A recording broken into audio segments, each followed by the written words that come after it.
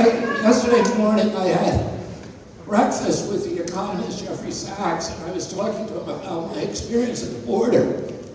And I said that the entire immigration policy of the United States had been hijacked by the Mexican drug cartels. And he said to me, the entire policy of our government has been hijacked by special interests, by this corrupt collusion of state and corporate power that is now strip mining the American middle class, the working people of this country, the working poor, of their wealth, their equity, and all of it, and along the way subverting our democracy in 1,000 different ways. And the people who are here are seeing that. You know that it's happening. You see it's happening. The press is not being accurate in the way that they report what's happening, but you know in your hearts that there's something wrong with our country and that there's hope now of winning our country back.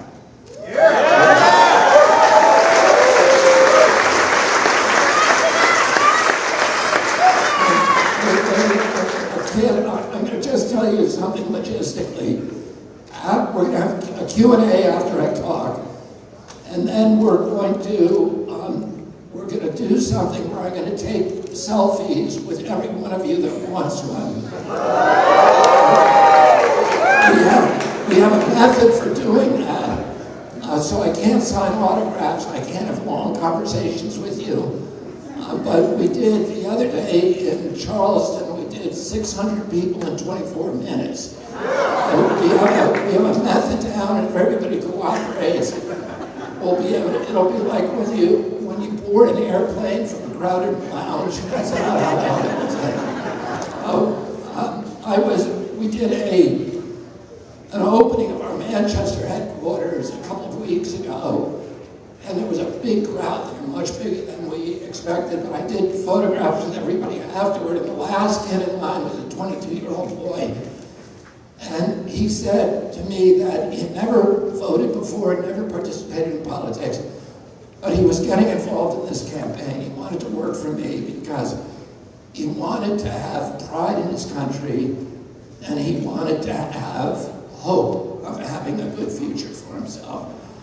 And that same week, and I was looking at this poll on the way over there, here, a poll came out that showed that in 2013, young people between 18 and 30 years old, 85% of them said that they were extremely proud to be American.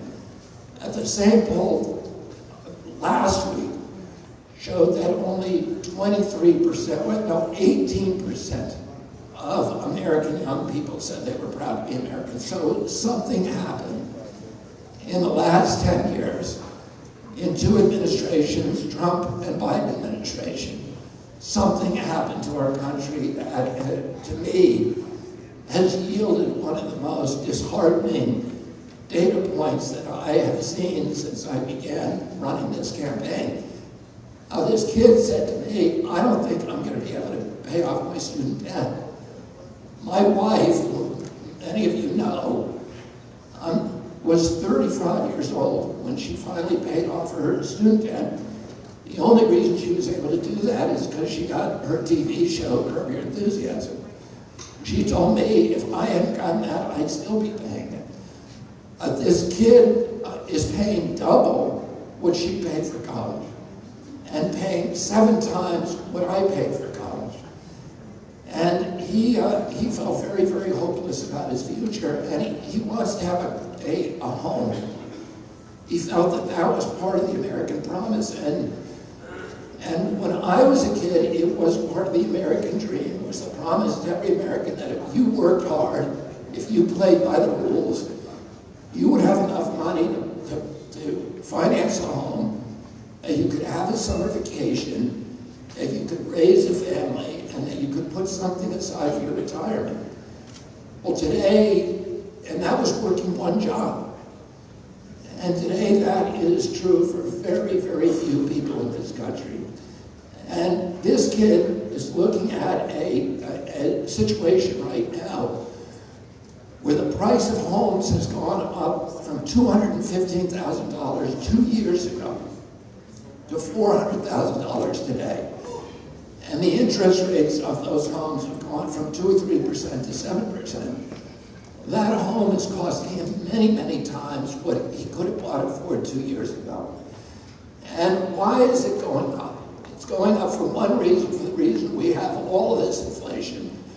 We've spent $8 trillion on wars, and regime change wars that did nothing for our country, that made it more dangerous to be American, both abroad and at home, over the past 20 years. And the politicians did not have the courage to come to us and ask us for permission to tax us to pay for those wars.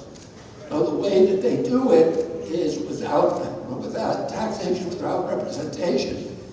They tax us in a stealth way at the end through inflation. And that's a tax that falls heaviest on the working poor and the middle class and people with fixed incomes and few assets. But the big reason that kid is not living in a house, I have 7 children, and all of them are at the age when normally at my age we were starting to look for homes. I don't know any of them that had any of their friends that has purchased a home. And every one of us knows kids who are in their 20s who are living with their parents still. We also know stories of people who are about to put a payment down or about to close on a loan. And somebody comes in at the last minute with a cash offer and takes it away from them. And when you look at who is putting that cash offer down, it's some kind of amorphous LLC with an ambiguous name. But if you trace it back to who really owns that LLC, it's very likely it's one of 2, 3 giant corporations: BlackRock, State Street, and Vanguard. These are companies. BlackRock has $10 trillion under management, and they all own each other. So it's really one big enterprise. They own collectively 88% of the S&P 500. And now they've decided that they want to own all the single-family homes in America. That's not a good thing for our country. Thomas Jefferson said American democracy is dependent on widespread ownership of the land, of tens of thousands of independent homeowners and landowners who each have a stake in our democracy, who are controlling the land base in our country. And the alternative to that is the old feudal aristocracy, where the land base is controlled by a small kleptocracy of billionaires and giant corporations. And that is the reason we fought the American Revolution, to change that system. But now we're going back to it. Well, these companies have, Larry Fink, who sits on the board of the World Economic Forum, who's the CEO of BlackRock. The World Economic Forum has promised us, in their words, a great reset where we will own nothing but be happy. And part of their plan for making sure we don't own anything is that they're buying up all the houses in this country. So this kid now is competing against BlackRock when he goes out and tries to buy a home. And BlackRock has a much bigger bank book. And so it pays a lot less interest to home, and he simply can't. These kids, our children, cannot compete against those corporations. They have other issues, other bleak future, which is today in the United States of America, the average income is $5,000 less than the average cost of living. The cost of food, transportation, and housing. $5,000 less. How do Americans handle that? They handle it by putting that $5,000 deficit on their credit cards. And the bank and the credit card company are charging them 22% interest. If the mafia did that, they'd call it loan sharking and they'd go to prison. But if the bankers and the credit card companies do it, it's just business as usual. And who do you think owns those credit card companies and those banks? BlackRock, State Street, and Vanguard. So this is again how these giant corporations are coming in and strip mining the wealth, the equity from our children. And 57% of Americans can now, more than half of our country, our fellow citizens, cannot put their hands on $1,000 if they have an emergency in their family. So these are people who, if they see the engine light go on in their car, it is the apocalypse. It's the end of the world for them. Because they know they can't afford the mechanic. They're going to lose their car. They're going to lose the job because they can't get to work. And then their lives are going to spiral into homelessness and out of control, and people are walking around with that fear. Americans are making choices that I never dreamed Americans would have to make when I was growing up in this country. They're choosing between, this same kid told me that every week he has to make a choice between buying a meal and filling his car up with gas every Tuesday. And now Americans all over our country are making that choice. They're choosing between food and medicine, between food and gasoline.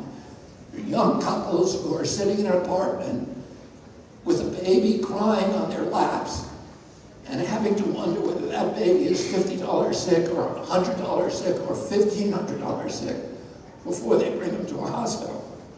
And you all know what it's like, all of us do, to drive around in a car when the fuel gauge is on empty. When that happens to you, you can't think of anything else. It lowers your IQ because you're totally focused on, am I going to make it to the gas station? Now, also, let's heap on that that maybe you have 2 kids in car seats, toddlers in the back seat. Add that to your anxiety level, and maybe you're driving through a bad neighborhood. And add that to your anxiety level. Well, that is the way that Americans are living every day in this country. I'm running against 2 presidents who both served 1 term and essentially are gaslighting the American people by telling them that they produced a wave of prosperity for this country. They are running on that record. But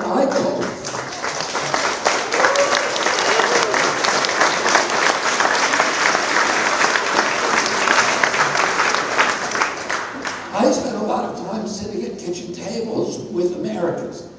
And I did this long before I was running because I'm representing clients who've been harmed by large corporations, whether it's Monsanto. I'm representing 1,000 families in Columbiana County, Ohio, whose lives are upended by the Norfolk Southern spill. I represent people in West Virginia who've been poisoned by a giant zinc smelter down there, and people all over the country who were poisoned by PFOAs, particularly in about 10,000 families in eastern Ohio and West Virginia. And I hear the stories and see that what they're experiencing is not prosperity. What they're experiencing is a level of desperation, of fear, of insecurity, of dispossession, of alienation that is atomizing our people, that is fragmenting, that is contributing to this wave of mental illness across the country. I grew up at a time, and I was lucky enough to, that's called the economist and social scientist called the Great Prosperity. It was a 50-year period after World War II when the American middle class became the greatest economic generator in the history of mankind. When my uncle was president, we owned half the wealth on the face of the earth. We were the greatest exporter in history up until 1971. Everybody wanted our products. When I traveled with my father in Latin America or Europe, people would offer me money for my blue jeans. People wanted American transistor radios. They wanted RCA Victrolas. They wanted our cars were the gold standard automobiles in the world. Everybody wanted them. I remember when I went to, and it wasn't just that we were producing these products that everybody wanted. People genuinely wanted American leadership all over the world.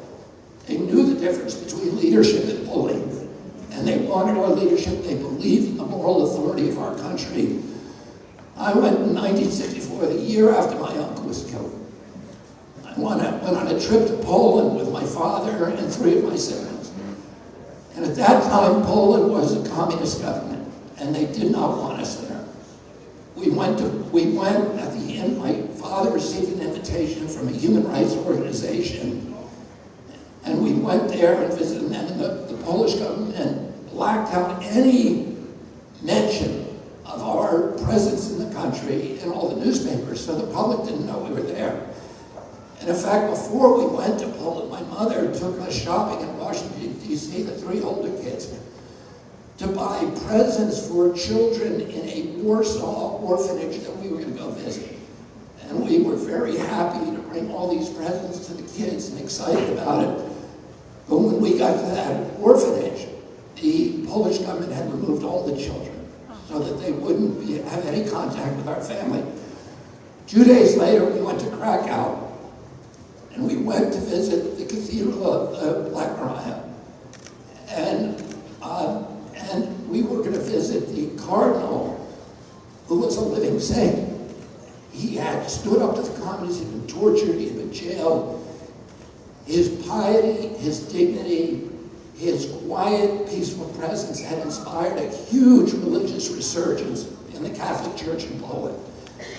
And for us, the Catholic family, it was an enormous thrill to be able to go to meet somebody who was a living saint, who we knew after he died, he was going to be beatified by the Catholic Church, which he was. And I'll tell you just a little story that's kind of a digression.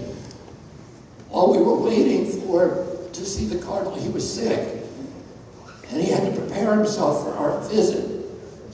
We were brought into the kitchen by a young priest who was one of his attendants, and that priest spoke very good English. And he made us chicken sandwiches, and then he wanted to talk to us mainly about skiing. He loved skiing, and he wanted to talk about all the American ski areas. He'd never skied in our country. But 40 years later, that priest became Pope John Paul II.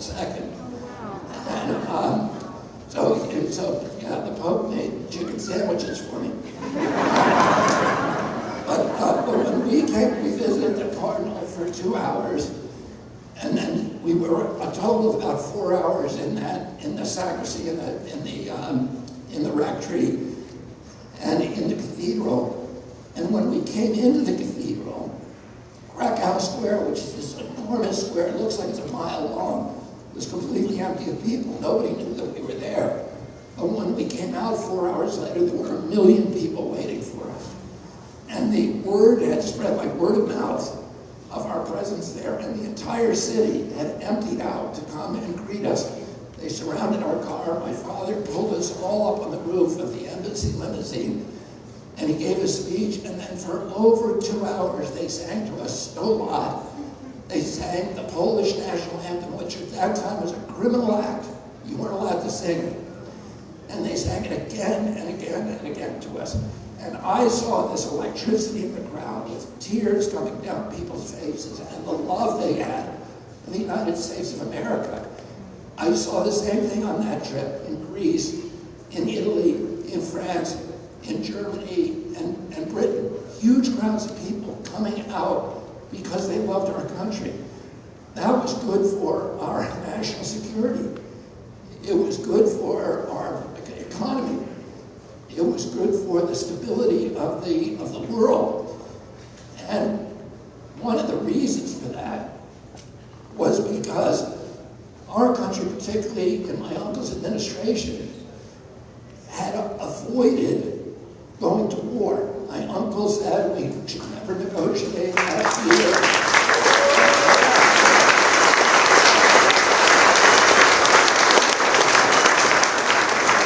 We should never fear to negotiate, and he understood that diplomacy should lead. That diplomacy should lead, and 3 days before my uncle was inaugurated, and I was at his inauguration, Dwight Eisenhower, was the outgoing president, gave this speech on my birthday, actually, January 17th, 1961, which today, looking back, should be regarded as the most important speech in American history. It was a speech where he warned Americans against the emergence and the domination by a military-industrial complex that would turn us into an imperium abroad and a national security state, a garrison state, a surveillance state at home.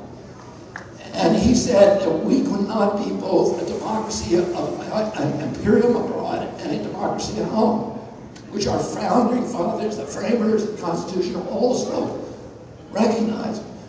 My uncle came into office 3 days later, and 4 months later, he faced down the military-industrial complex during the Bay of Pigs. And he said during the Bay of Pigs, he was lied to by the CIA. He took public blame for it, but to his aides, he said, "I'm going to take the CIA, shatter it into 1,000 pieces, and scatter it to the winds."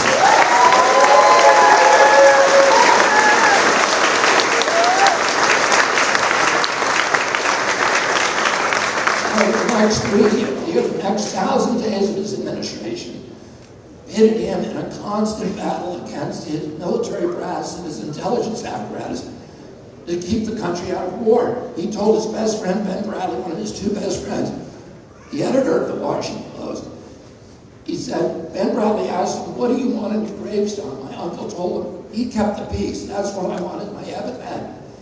He said, "The primary job of a president of the United States is to keep the country out of war."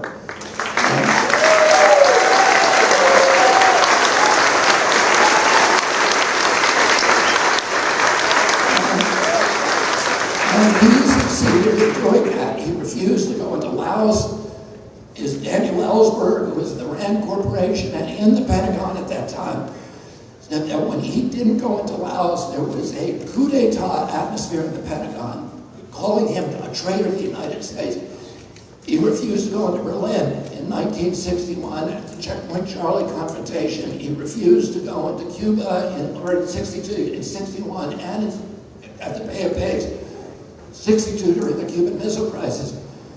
And he refused to send combat troops to Vietnam. All of his military advisors, without exception, including people he deeply trusted and loved, Avo Harriman and Maxwell Taylor and Douglas Dillon and many others, all told him, "You've got to send 250,000 troops to Vietnam or the government is going to collapse." He said to them, "It's their government. They need to fight. We cannot win their war. We cannot fight their wars for them."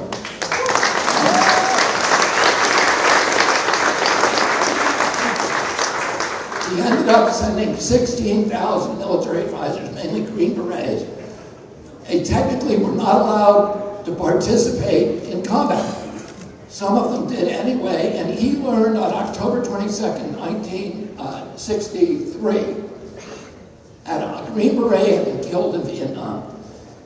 And he asked Paul Rostow, one of his aides, for a casualty list. And Rostow came back and showed him 75 American troops had been killed. And he said, "That's enough, that's too many." And that afternoon, he issued National Security Order 263, ordering all U.S. military personnel out of Vietnam by the end of 1965, with the first 1,000 coming home in December 63, so a month later. 1 month after that, he was murdered. And a week after that, President Johnson remanded National Security Order 263, and within a year, he had sent 265,000 troops to Vietnam. And then, my father ran against that war, ran against the military-industrial complex, was killed in the process. Martin Luther King was killed 2 months before. My uncle, on his own quest for peace, he had become a peace activist, broken with many of the other leaders of the civil rights movement, because he said, we cannot have this war abroad. We have to choose between the war of poverty at home and the war in Vietnam abroad. We cannot do both. And the violence and mayhem we are creating over there is going to come home. and the oppression and the totalitarian features of that war will come home. We have to choose between them. He was killed. My uncle was killed, and my father was killed. And these traumas, my uncle's death, my father's death, Malcolm X, Martin Luther King, the Vietnam War itself, 9/11, and ultimately the COVID crisis. These series of traumas, all of them played this role in pushing us farther and farther down the road that Eisenhower warned us against, the military-industrial complex. And now, over the past 20 years, we spent $8 trillion on useless wars, and we're now in another one in Ukraine that could have easily been avoided, that could have easily been settled, that should have been.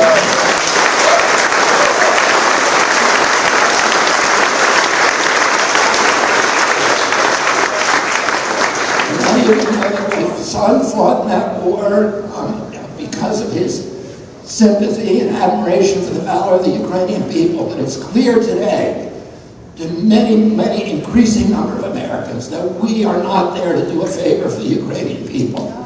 There are 400,000 of their kids have now died, perished in that war. And each one of those kids has a mother. And the United States government is not telling us the truth about it. The Ukrainian government is not telling their people the truth about it. And it's time that we have some leadership, and hopefully at some point the American press will actually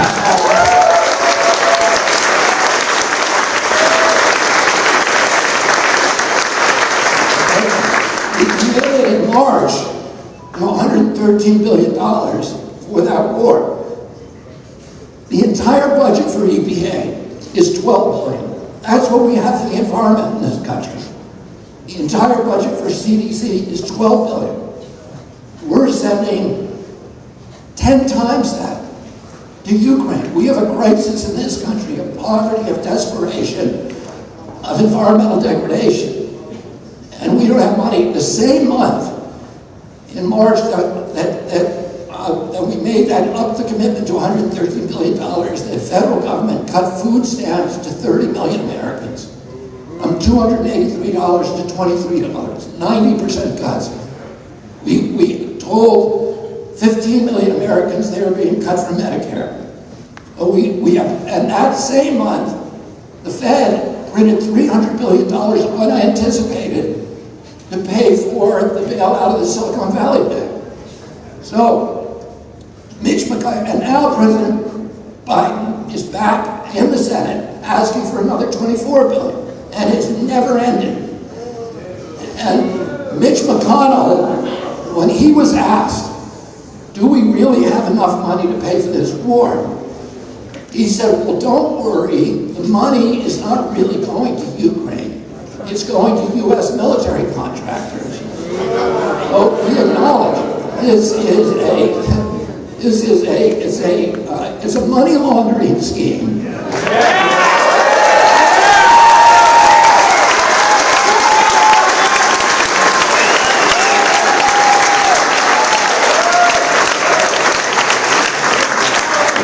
pay off Raytheon, General Dynamics, Boeing, Lockheed, and all the other ones. And who do you think owns virtually every one of those companies? BlackRock. Exactly. So this is how they're strip mining our wealth. And I'm just going to tell you one quick anecdote that doesn't affect your lives directly, but I'm campaigning in Iowa, so I've been following this issue out there. They're building a 3,300-mile pipeline. Now, you guys all know that my primary job for 40 years has been an environmental, one of the leading environmental lawyers and activists.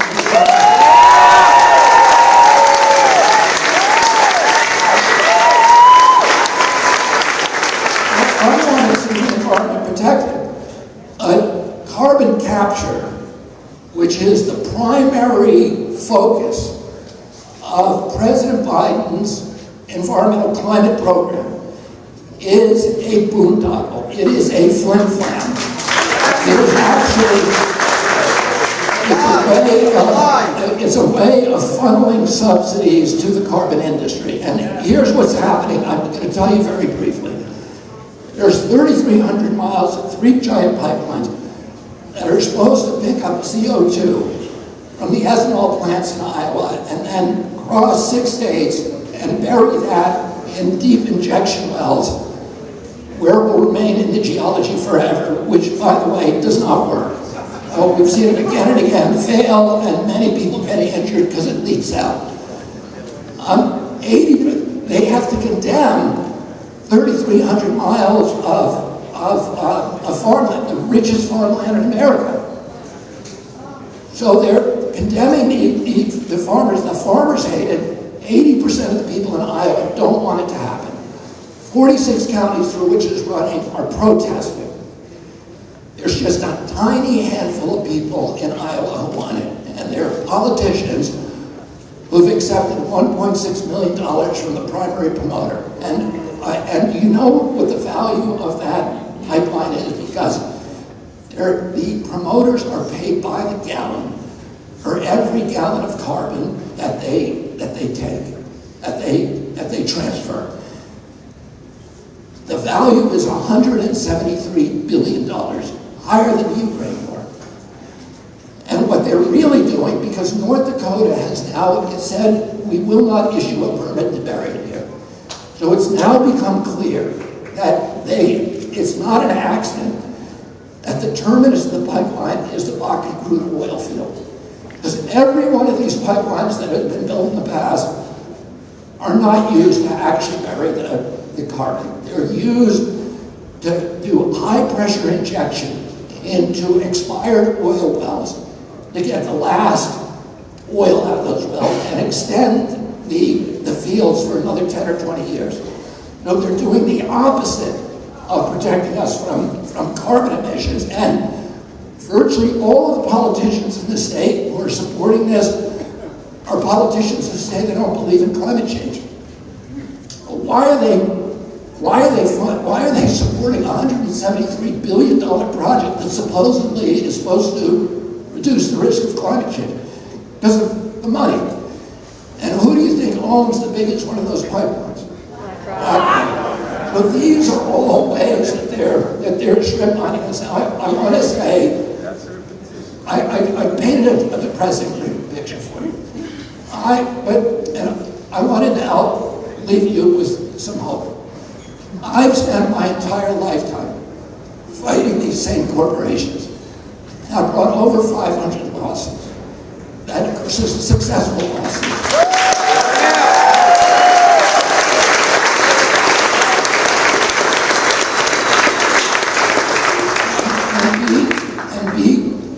The biggest corporations in our country, the Monsanto lawsuit, people told us time and time again, you'll never win that lawsuit. And we ultimately settled it for about $13 billion, and Roundup is now is on the way to be, it's already being withdrawn from some of the most ubiquitous uses in home gardening, and it will soon be withdrawn from others. But Mobil, all of the big Exxon, all the big corporations, I've litigated against almost all of the regulatory agencies. I know how to unravel corporate capture. And I'm going to tell you one thing that I'm going to do as soon as I get into office. I'm going to, first of all, offer legislation to change the tax code to make it much less profitable for BlackRock and these other entities, large corporations, to buy millions of single-family homes, because we cannot afford to have them competing against our children. And then I'm going to immediately create a class of mortgages for single-home buyers, first-time buyers, at 3% interest. I'm going to do that without raising the deficit. I'm going to drop this deficit. I'm going to unravel the empire abroad, and I'm going to bring that money home and invest it in America.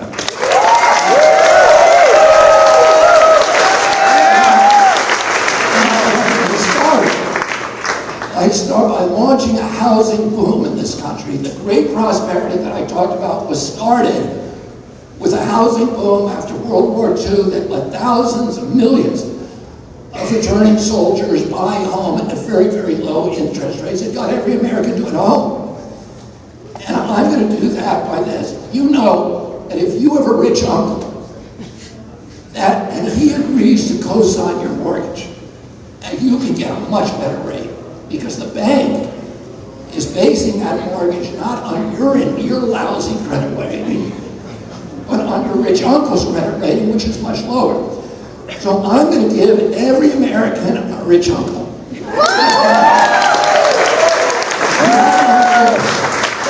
Is called Uncle Sam. He's going to co-sign your mortgage and guarantee it at 3%, which will reduce the average mortgage in this country by $1,000 a month and allow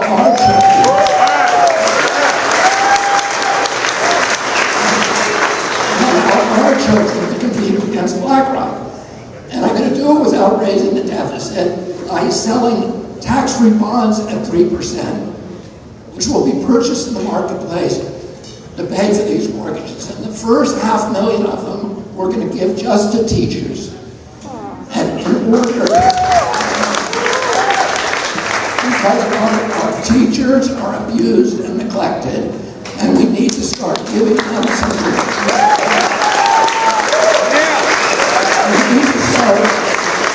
We need to start recognizing that they are performing the most important job in America.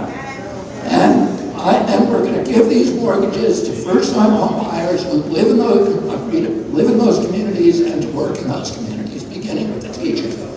So I want to just leave you with this thought.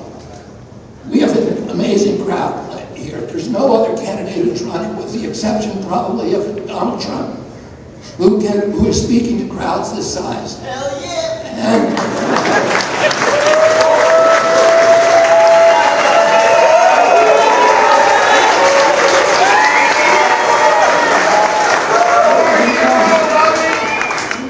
my father ran for president.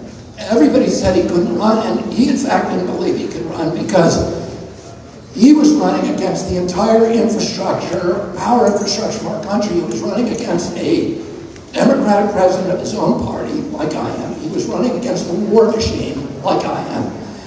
He was opposed by the big city mayors who had supported him in 1960. He was opposed by the labor unions who were all embedded in the DNC. He was opposed by the New York Times, by the Village Voice, by all the liberal media, as am I.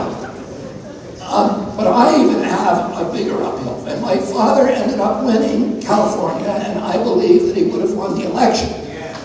But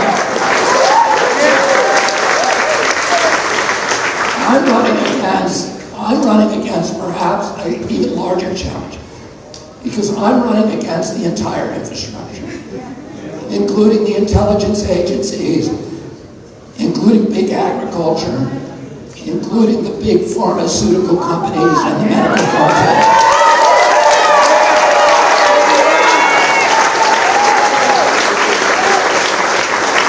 And including the media, who is either aligned with the DNC or largely dependent on pharmaceutical advertising. And they know that day one, I am signing an executive order banning pharmaceutical advertising.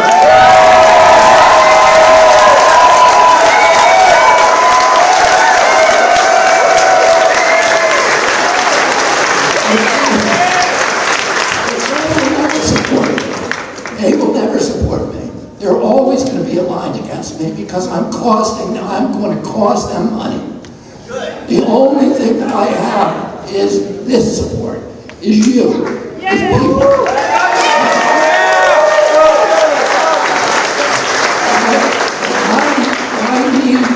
I need you to do everything that you can over the next 2 months. To go on our website, contribute if you can, make sure that we have your email, call your friends, ask them to do it, sign up as volunteers. We already have 160,000 volunteers all over this country. We can do this fast.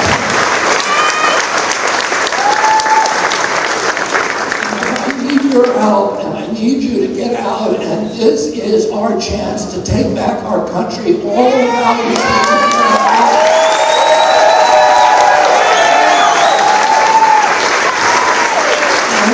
and put the people of the United States back in charge of the United States of America. Thank you all very much.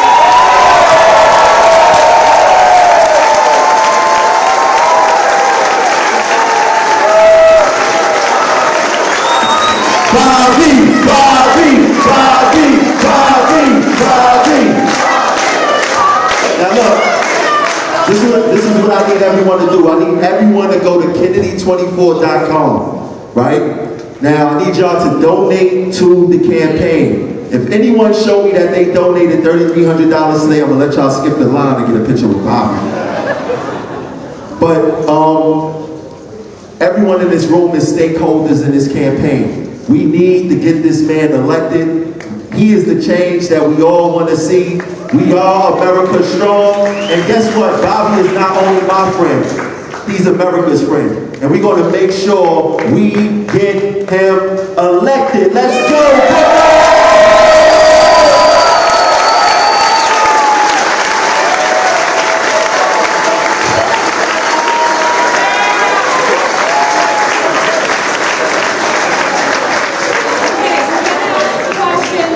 So this is what we're going to do right now. You going to do it, Steph? We're going to do questions, and y'all going to ask Mr. Kennedy some questions. You only have time for like 10. Oh, you can't run it like that. This is Brooklyn, I understand. This is Brooklyn. You can't run it like that.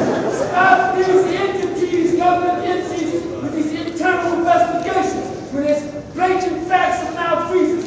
I am the second longest wrongful conviction person in the state of New York. All right, we're gonna bring somebody from the campaign to come speak to you personally.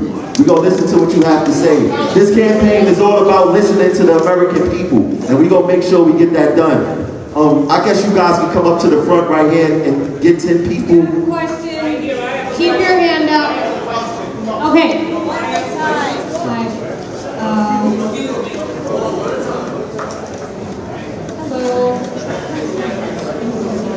Hello. Well, the gentleman who needed some attention, will you go to the corner there, and we'll send somebody over to talk to you and figure out what we can do for you. Excuse me. We're gonna, if you have a question, keep your hand up. And if, okay. Thank you for coming here. You've mentioned an interest in securing our southern borders, is that correct? What are you planning on doing with the migrants that are already here? The question is, what do we plan to do with the migrants who are already here?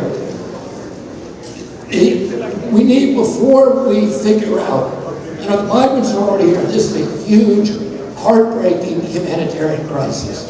And because I watched them come over the border, I watched in a 2-hour period, 300 people come over the border. Almost none of them were from, only 2 of the families I watched that night between 2 and 4 o'clock in the morning were from Latin America. Most of them, about half of them were from Africa. The other half were mainly from Asia, from Azerbaijan, Kazakhstan, Pakistan, Afghanistan, Tibet, China, India. They did not have I talked to every family. And none of them, only 2 families had asylum claims. The rest of them said, we're here because we want to work. They had been stripped of their wealth by the cartels. They had been exploited, extorted. Some of them had been raped. They had been robbed. They had been beaten. A Peruvian family had their entire life savings robbed. The cartels were advertising on TikTok and YouTube all over the world, telling people that they can get them in for $10,000. The people get to the border, they come across the Border Patrol, who are absolutely disheartened and depressed. 9 of them have committed suicide over the last year, according to what they told us. Bring them to the airport, put them on an airplane, and get them a ticket to any destination in our country. 100,000 have come here to New York City. These are people who have no legal status. They are being exploited by unscrupulous employers. They're being paid $5 or $6 an hour. which is not enough to live in. They're living on our sidewalks, and as most of you know, Eric Adams, the mayor, out of desperation, is putting these now on Randall's Island. We have kids in this city who were deprived of their ability to play sports for 3 years. Yep. Some of them would be on sports scholarships. Yep. So they had the tremendous advantages taken away from them. Absolutely. And now they can't play on the sporting fields because they're being occupied by migrants. We cannot solve that problem until we seal the border, because we cannot go back and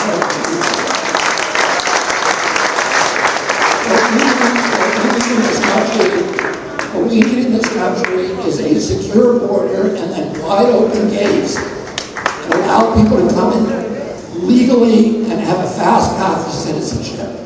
We need their help, we need their contribution to our society, but we can't do that until we assure the American people that the border is secure and that we are controlling it and not the Mexican drug cartel.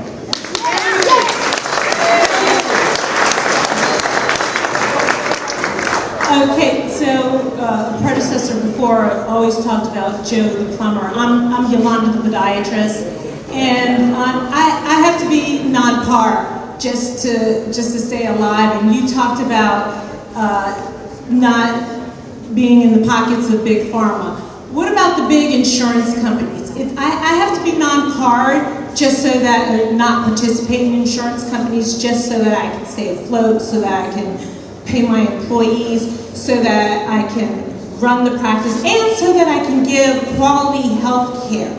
And I find that all these politicians are deep in the pockets of these big insurance companies. They have the lobbyists. What are you going to do for the doctors so that the doctors can actually give quality health care and not have factories for practices?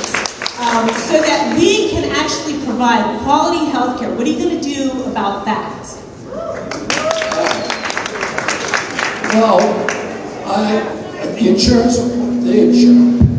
insurance companies are part of this giant medical cartel that is driven by corruption, driven by, and I could tell you stories all day about my encounters with the insurance industry and how corrupt they are and how little interested they are in actually making Americans healthier, which shocked me, because I thought, well, they're an insurance company, the sicker we are, the more they have to pay out.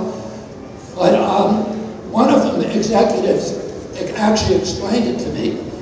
He said, because I was talking to him about the chronic disease epidemic and the actual exposures that we can make Americans healthier. The chronic disease is the biggest cause of medicine in the United States. 80% of the $4.3 trillion we spend on medicine is chronic disease. And I thought the one industry that may want to have us be healthier, because pharma loves us sick, but I thought that insurance companies should want us well because it will cost them less.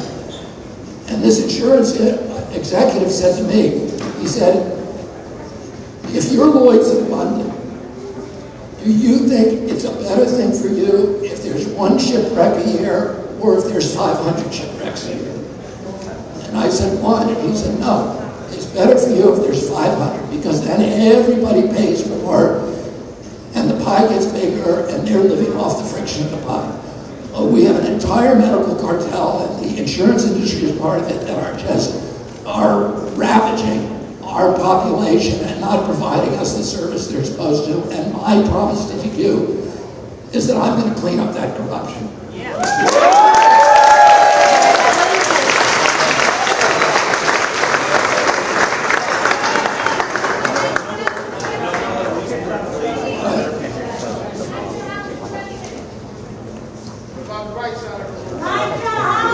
Testing. What about The Hawaii? number one reason for inflation is the Federal Reserve printing more money in thin air. If you're elected, will you abolish the Federal Reserve and put us back in the gold standard so our money actually has value? I'm not going to abolish the Fed because that cannot be done overnight. And the Fed, you know, my uncle did, which my uncle saw what the Fed was doing, and the impacts. The Fed was originally created as the lender of last resort, which has a value when you run into economic problems. But of course, the Fed originally immediately became captured by the central banks, and now there's a manipulation cycle where they print a lot of money and do what they call quantitative easing, which sucks the American public into borrowing heavily. And they raise the interest rates to 7%, and people lose their equities. And allows the big actors like BlackRock to swoop in and steal all their assets. And Americans are being systematically stripped of assets by the Fed. The Fed and the Fed policies inextricably move wealth upward, and they're creating a society that is now where there's huge wealth above and widespread poverty below. My uncle saw it, and that is a configuration that cannot support democracy over the long term. And that is what the action the Fed does. What we need to do, which I will do, I'm not going to promise to abolish the Fed. I wish I could do that. You can't do that overnight. Create it overnight. Yeah, but now the entire world economic system is dependent on it, and is inextricably linked to it. What I'm going to do a couple things. One of the things that my uncle did, which is a few months before his death, he recognized that fiat currency was the currency of war. Fiat currency was created to wage war, and it was shifting wealth upward. And he created the silver certificate and the gold certificate, so that there would be at least some base currency available to the American people that would inject discipline into the market to curtail at least this practice of just printing as much money with no impact. I'm going to issue a series of treasury notes that are rooted in base currency, including Bitcoin, silver, gold, platinum, and other base currencies, at least partially, so that Americans will have an option of buying T-bills and of borrowing and of attaining assets that are rooted in base currency, so that they're more of a hedge against inflation. And that will inject discipline into the market. But we need a lot more than that. We need to stop printing money, and that means initially we need to wind down the empire abroad. We have 800 bases abroad.